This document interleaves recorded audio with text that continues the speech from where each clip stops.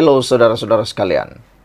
Apabila kita melihat hantaran daripada Ustaz Ahmad Dusuki Abdurrani di dalam hantaran beliau, iaitu beliau menulis tentang betapa liciknya DAP sehingga PM pun kena pertahankan mereka. Apa sahaja kejahatan dan keburukan mereka diperlihat cantik oleh Perdana Menteri kita. Akhirnya beliau bukan sahaja disindir oleh netizen, tetapi juga akhirnya dikejam habis. Nik Abduh pun kena sailang. Dusuki disindir selepas anggap Perdana Menteri bertahan DAP. Dipetik daripada Harapan Daily. Dalam hantaran terkini Ustaz Ahmad Dusuki Abdurrani, beliau menulis yang akhirnya orang Islam dan bangsa Melayu pula dipersalahkan. Dari satu saja kerusi Parlimen DAP satu masa dahulu melonjak ke 40 lebih pada hari ini. Kekal mempertahankan prinsip Malaysian pun masih tak halang lagi Islam dan Melayu di tanah air sendiri pun. Perdana Menteri ini tak ada perasaan terhadap agama dan bangsakah?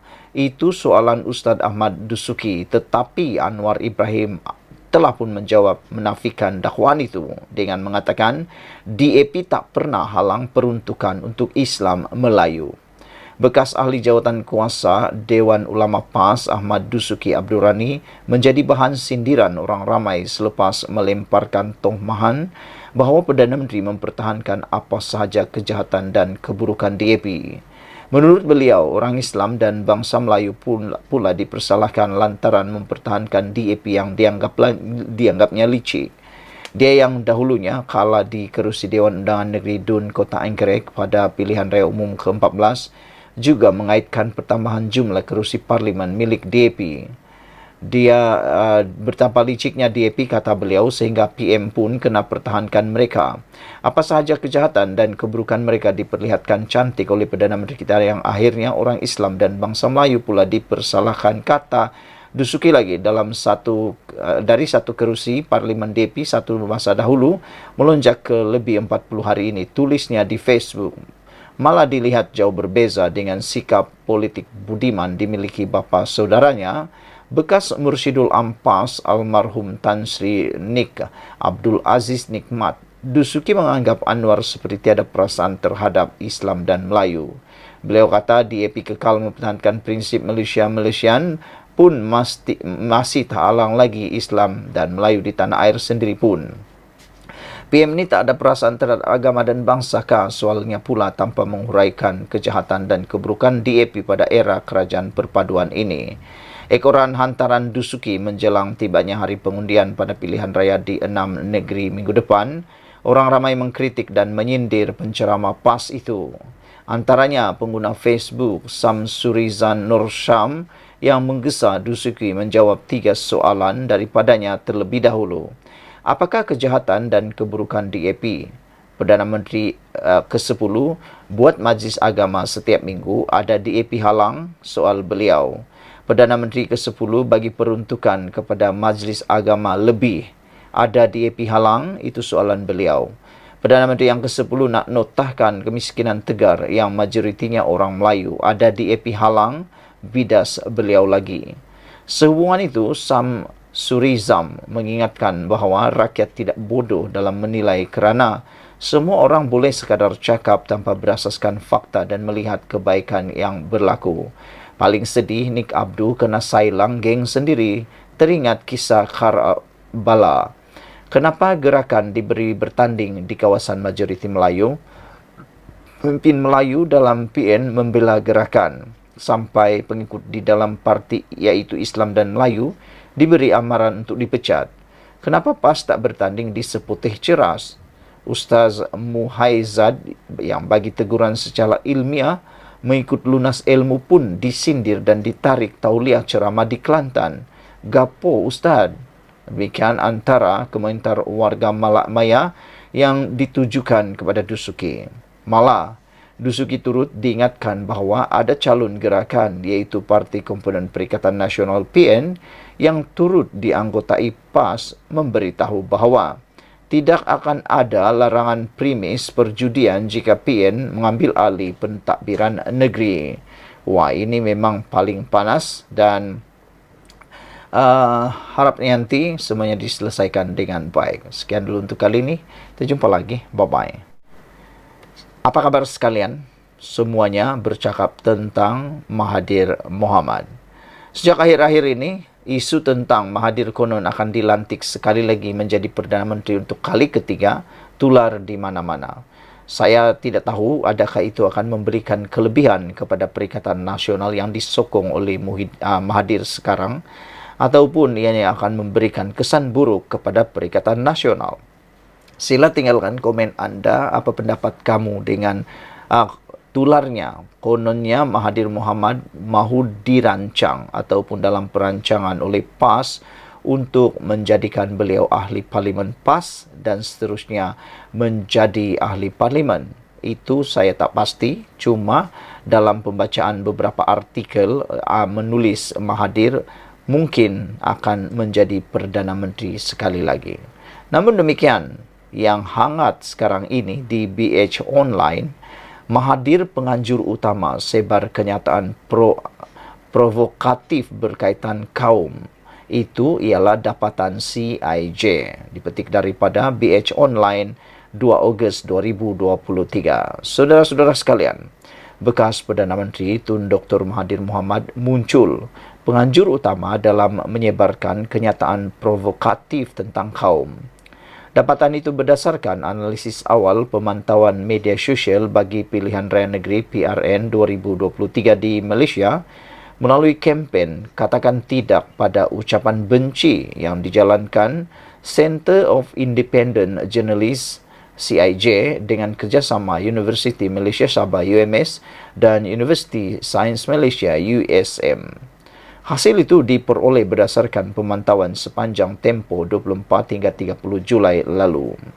Mengulas lanjut dapatan itu, pengarah eksekutif CIJ Watslal Naidu berkata, naratif Dr. Mahathir berterusan mencabar status quo bukan Melayu di negara ini dan mendakwa Malaysia bukan negara berbilang kaum. Sebaliknya, ia mendakwa ia adalah negara Melayu.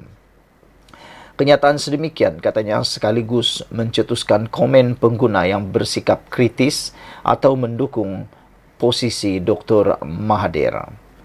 Microaggression, keagresifan mikro ini berniat untuk mencipta naratif yang mempertembungkan kita dengan konsep mereka dan terbina melalui stereotip dan maklumat palsu yang disebarkan pihak yang berkuasa. Hal ini berpotensi meminggirkan dan menindas kelompok yang lain berdasarkan hierarki kaum dan kekuasaan. Rakyat Malaysia bukan Melayu juga mula meluahkan pandangan mereka soal dikotomi bukan Melayu dan naratif yang memecah belahkan ini menggugat rasa kekitaan dan perasaan untuk menyumbang kepada negara ini. Seorang rakyat Malaysia berbangsa Bidayuh Cina turut berkongsi bahawa dia terus menerima pelbagai komen berbau perkauman apabila meluahkan pandangannya tentang ungkapan yang memecah belahkan ini secara dalam talian. Justru kita yang berada dalam keadaan berbahaya sekiranya tidak segera menggesa kebertanggungjawaban dari pihak berkuasa apabila mereka terus menanam rasa benci, terutamanya dalam kalangan anak muda di Malaysia, katanya dalam kenyataan hari ini. Selain kenyataan demikian, hasil pemantauan CIJ mendapati peristiwa Mamali pada 1985 turut disifatkan sebagai serangan terhadap Dr. Mahathir dan PAS juga bersubahat dengan bekas Perdana Menteri itu.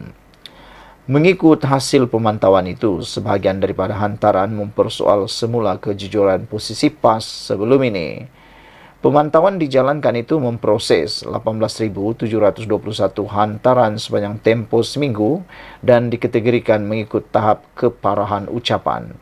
Hasil pemantauan CIJ menemui hampir 85.08% atau 15,927 hantaran daripada hantaran media sosial berada pada tahap 1 yang mengandungi komen umum dan perbezaan yang tidak menyinggung dalam isu diperhatikan. Hantaran lain iaitu 14,7% bersamaan 2,765 hantaran berada di tahap 2, bahasa dan kandungan yang menyinggung atau bersifat diskriminasi.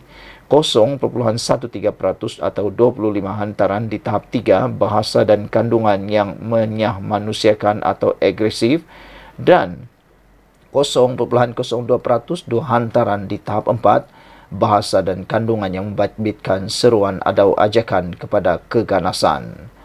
Pemantauan sama menyimpulkan bahawa naratif umum bagi semua hantaran ini masih berpusat pada isu bahasa, bangsa, agama, gender dan sasaran terhadap komuniti lesbian, gay, bisexual, transgender dan pelik.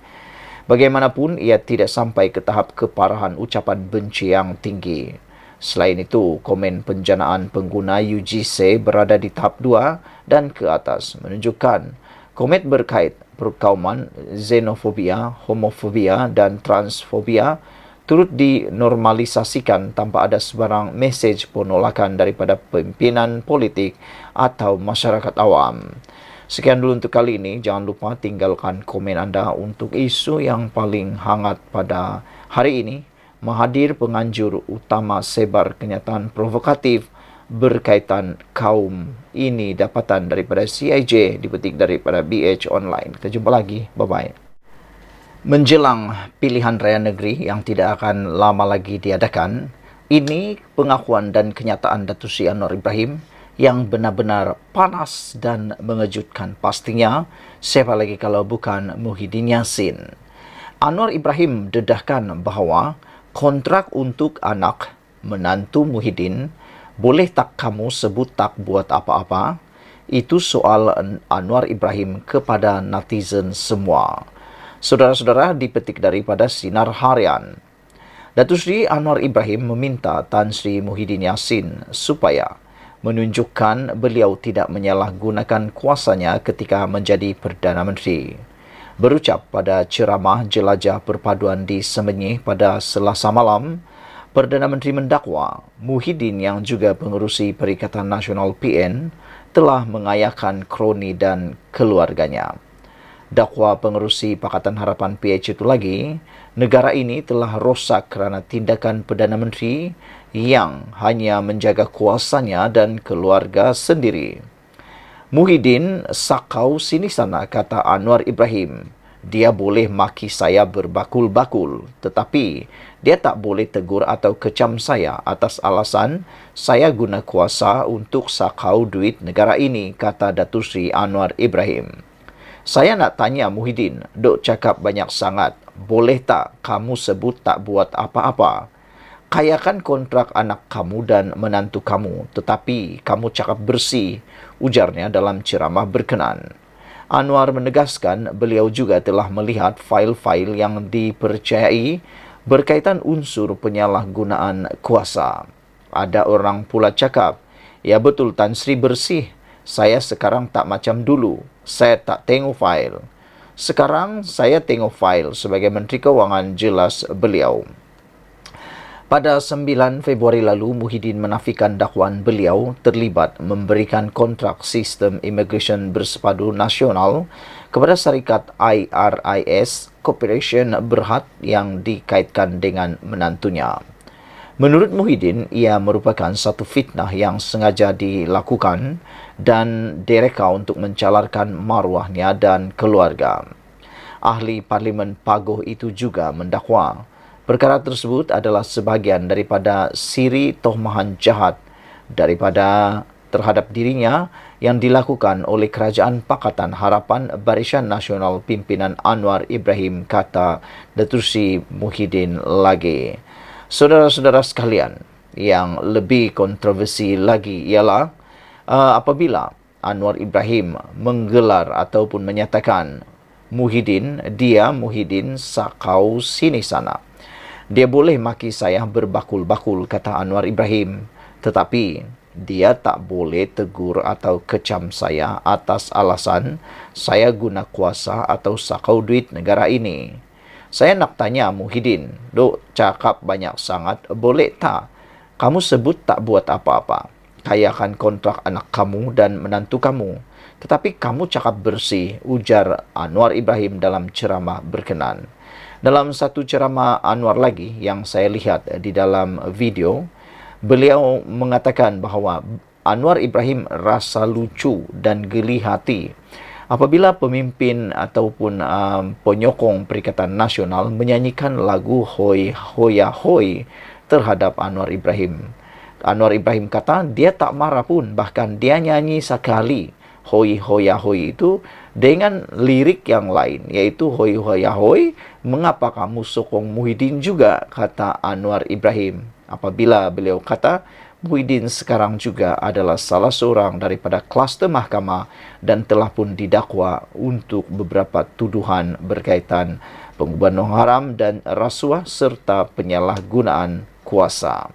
Itu sebabnya Anwar Ibrahim kata, dia Muhyiddin sakau sini sana, dia boleh maki saya berbakul-bakul, tapi dia tak boleh tegur atau kecam saya atas alasan saya guna kuasa atau sakau duit negara ini, kata Anwar Ibrahim. Dia juga ingin bertanya kepada Muhyiddin, dok cakap banyak sangat, boleh tak Muhyiddin kamu sebut tak buat apa-apa, kayakan kontrak anak kamu dan menantu kamu, tetapi kamu cakap bersih, ujar Anwar lagi. Anwar menegaskan beliau juga telah melihat fail-fail yang dipercayai berkaitan unsur penyalahgunaan kuasa.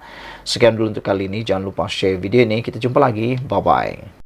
Selamat petang, salam sejahtera. Terima kasih karena bersama dengan saya di Nazlin Unity Channel. Yang ini pendedahan paling menarik sekali. Apabila Sanusi buat pengakuan yang kita tidak jangka-jangkakan berkaitan dengan curi unsur nadir bumi. Dipetik daripada Malaysia Kini. Dengan tajuk, Sanusi akui pernah jumpa suspek curi unsur nadir bumi. Netizen mula bertanya, Sanusi dah mula buat U-turn ke, kata mereka. Tak tahulah apakah itu U-turn atau tidak, terpulanglah pada mereka. Menteri Besar Sementara Kedah Muhammad Sanusi Maknor mengakui pernah bertemu seorang warga China yang kini diburu berhubung kecurian unsur nadir bumi REE di negeri itu. Bagaimanapun, Sanusi berkata urusan warga China itu adalah dengan pejabat tanah dan galian Kedah serta Menteri Besar Incorporated MBI milik kerajaan negeri yang mana tidak melibatkan dirinya. Sanusi memberitahu Malaysia Kini yang individu tersebut memiliki syarikat tenaga solar yang mengadakan usaha sama dengan MBI dan telah berada di Malaysia sebelum dia menjadi Menteri Besar pada tahun 2020. Saya tak ingat berapa kali jumpa dengan individu itu. Yang saya ingat, jumpa di pejabat sekali dan rumah terbuka hari raya sekali, katanya ketika dihubungi. Walau bagaimanapun, kata Sanusi, mereka tidak boleh berkomunikasi memandangkan warga China itu tidak berbahasa Inggeris dan Melayu. Jumpa pun tak boleh cakap apa sebab dia tak tahu bahasa Inggeris. Dia sudah ada di negara ini sebelum saya jadi Menteri Besar lagi. Saya tak tahu sejak bila, kata Sanusi. Malaysia Kini tidak mendedahkan nama suspek kes jenayah selagi dia belum dituduh di mahkamah. Sanusi berkata demikian ketika menjawab soalan berhubung sidang media Menteri Dalam Negeri Saifuddin Nasution Ismail di Alosta, di mana dia mendedahkan gambar Sanusi bersama-sama dengan suspek. Saifuddin berkata, tidak salah untuk Sanusi bergambar dengan individu tersebut, namun tidak seharusnya menafikan yang dia mengenalinya. Terang ada surat dari Menteri Besar dan CEO MBI dengan nama dua warga China yang saya bangkitkan berkali-kali. Menteri Besar harus bertanggungjawab menjawab soalan yang dibangkitkan, kata beliau. Sanusi kata suspek bawa penterjemah. Bagaimanapun, dalam ucapan di Kuala Kedah hari ini, Sanusi berkata, dalam pertemuan dengan suspek, individu itu ada membawa penterjemah bersama-samanya.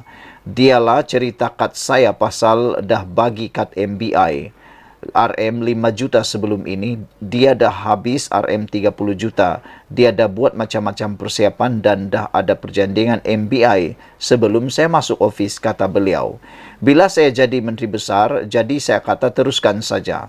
Buatlah apa yang nak buat, tapi make sure pastikan ikut undang-undang, kata beliau dipetik Berita Harian.